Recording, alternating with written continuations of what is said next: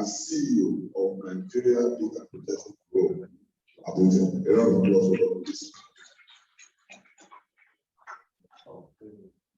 Thank you very much, and good morning.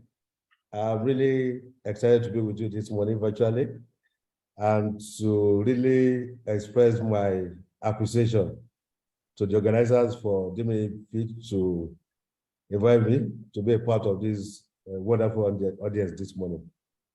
I would have been there physically with you, but we'll be doing back and forth so many things, and it's quite a busy moment for us now. More importantly, we're working on a bill to have a full principal legislation for data protection in Nigeria. We had a workshop yesterday, and today, immediately after this presentation, I'll be leaving for another meeting. So I really apologize, I'm not with you physically, and I hope you'll bear with me. The theme of this year's conference, which is promoting e-government in the election year for improved governance, is very key and apt. More importantly, that we are now moving towards a sustained digital economy in Nigeria. We know that we have a national digital economic policy and strategy, which is being implemented under the Federal Ministry of Communications and Digital Economy. And all the parastatals under the ministry are fully involved in implementing one thing or the other. NIDA, NCC, Galaxy Backbone, NICOMSAT, NIPOS, the Nigeria Data Protection Bureau. We are all working as a family to ensure proper implementation of the digital economic policy and strategy.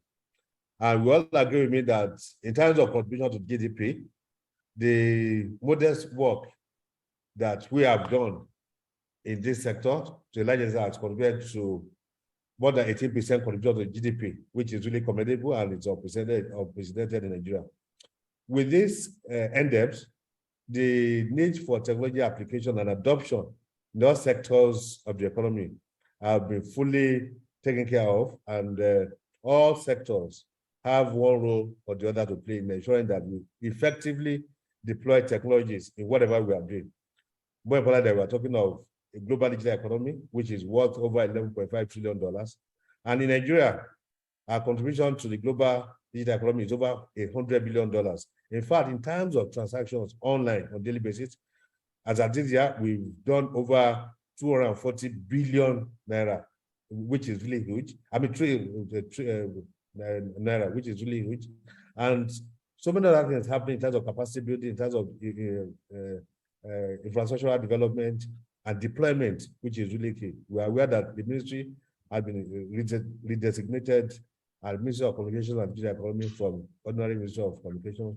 We are aware of the right of way that has been granted, and even the cost of fiber optics in states has been brought down. Before, it used to be about 145,000 naira per linear kilometer. Now it has been crashed to 145 naira, which is really huge, and to a large extent, companies, organizations in charge of laying fibers across the country, they are really benefiting from that. And we all know that the IT and telecom infrastructures across the country have been declared as national critical infrastructure, which means in terms of security, in terms of protection and everything, government is putting in place measures to achieve that. Now, coming to the issue of elections specifically, which is really key, I joined Mr. Ayokoka's presentation, and he's laid a very good foundation, as he mentioned very specific things that we need to do as a country. The level of deployment of ICT has been tested in Osun and in the state. We all know that the place of technology in the area of elections cannot be overlooked, right from the point of registration up to validation of your registration, issuance of voters card, and proper voting and transmission of results. All these things are items that are issues that INEC is already taking. In fact, as I think about 2-3 days ago, they even said that lepers, those who live in the lepers colony, can now vote. And ideally, with your company, you think it will not be possible, but with the biometric features that have been deployed, now they can vote. To a large extent, this will reduce the level of rigging, and we'll have our results at the appropriate time. And the issue of transferring manual election results will become a thing of the past, because immediately when you vote at a polling booth, it is moved, it is submitted online that everybody can view, and INEC has developed a very robust portal that everybody can view, have access, and check results real time, which is a major improvement on what we have done. Because without adequate, a proper election, there's no way we can really enjoy good governance in the country. Because what we'll be getting from the results will be rigging, and by so doing, inappropriate people will be elected into offices, and we know the challenges that will definitely come with that. So with what has been put in place on the part of government, all we need to do is to ensure that there's proper partnership between government and the private sector to ensure that in terms of policy direction, government will do that, issue policies, standards, guidelines on what to do, while the actual players in the sector will be the private sector people who are professionals in this field, that in terms of the kind of technology they want to deploy, hardware, software, and so on.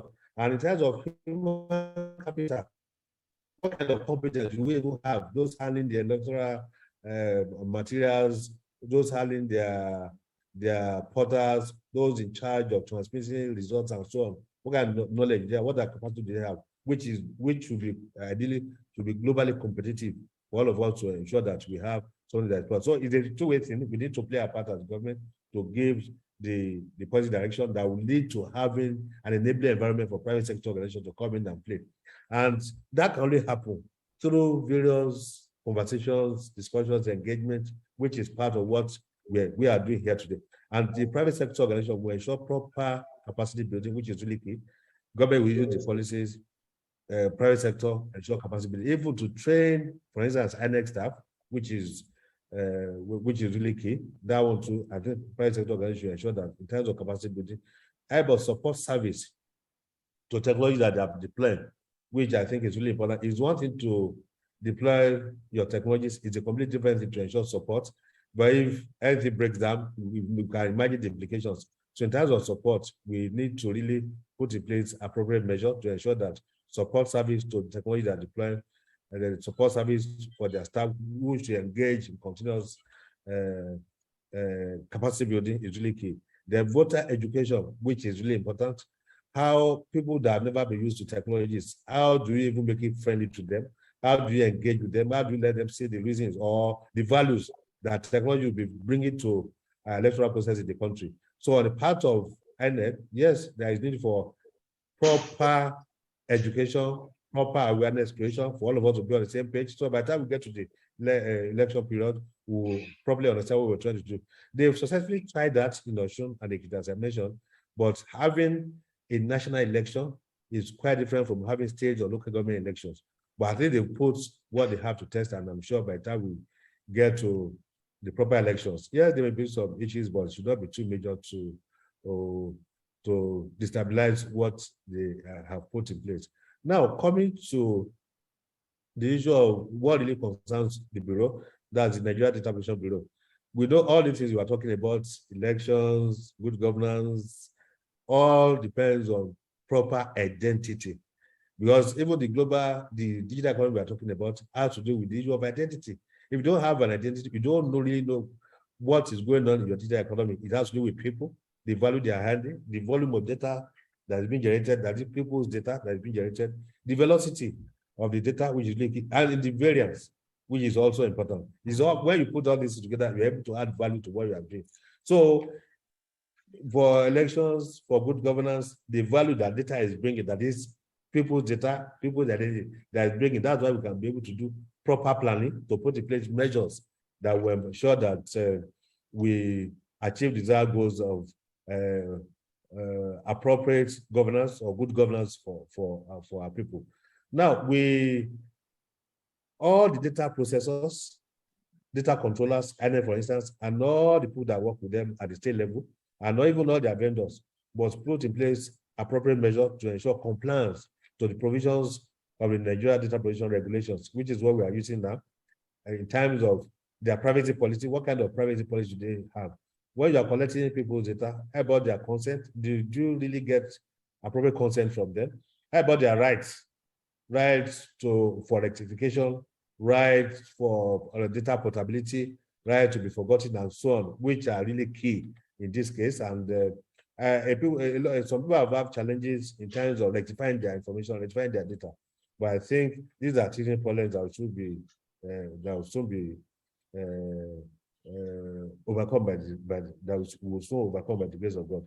Then, in terms of technologies, as I mentioned before, INEC definitely will need to put in place adequate technological measures in terms of the kind of hardware, software, firewalls, physical security for the database and for all the other infrastructure they want to deploy for these elections. In terms of their staff, what level of understanding do they have in terms of laws guiding data privacy and protection? Proper training must be carried out for their staff to ensure that when they're processing data, during the election, even even during the period that are not election periods, they need to probably understand what we have in terms of laws guiding data privacy and protection to ensure that they don't run foul of the law. Because any breach of data, either you are a public organization or private organization, there are penalties to be paid. Even the CEOs can be jailed apart from the fines that will be issued. So all these things should be taken into consideration to ensure that, yes, we have the technologies, yes, we have the people. The issue of privacy and protection is really key. And I believe INEC should be able to put in place measures to ensure that it is done. And all their vendors, their constructors, all people that work with them during these periods of election should also ensure that they have their privacy policy clearly written for people to be able to read, understand, and know what they are doing with their data to ensure that the data is properly secure. So they owe Nigerians that duty of care to ensure that electoral data with them are secured, are safe, and processed within the ambience of the laws guiding data privacy and protection in the country. On this one, I will just say I congratulate the organizers for bringing this up at this particular moment in the country. And we believe that we're able to work together to have a proper, to promote proper e-government election year and to improve good governance in the country. And on our part here, we'll wait for the outcome of the elections. If there are specific actions that you require from us to take, we'll be happy to work with you to do this and to ensure that we're all working together in unity and in partnership to ensure good governance in the country. Thank you very much, and God bless. Thank you.